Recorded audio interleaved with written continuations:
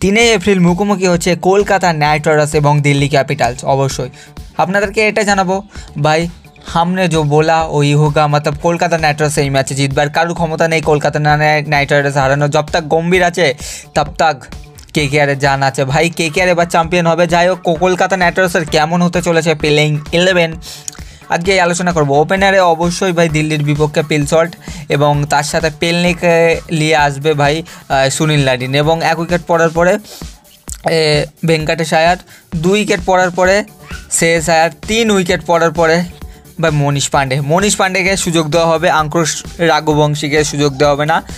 এবং 4 উইকেট পড়ার পরে অবশ্যই রিঙ্কু সিং, রমনদীপ সিং যে কোনো একজন। এবং 5 উইকেট পড়ার পরে অবশ্যই ভাই মানে 4-5-এ একজনাই খেলবে। 4-5-6 সবসময় বদল হয়, এটা আপনারা অবশ্যই জানেন।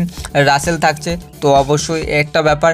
তারপরে কেটে আসবে, ওইটাই সবথেকে বড় ব্যাপার। অনুকূল রয়কে মেবি খেলাবে, ভালো বোলিং করেছে।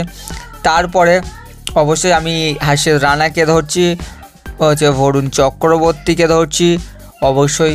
তো এই ছিল কলকাতা নাইট রাইডার্সের প্লেইং 11, কিন্তু এর মধ্যে একটা মিসিং রয়েছে, সেটা হচ্ছে মিচেল স্টার্ক।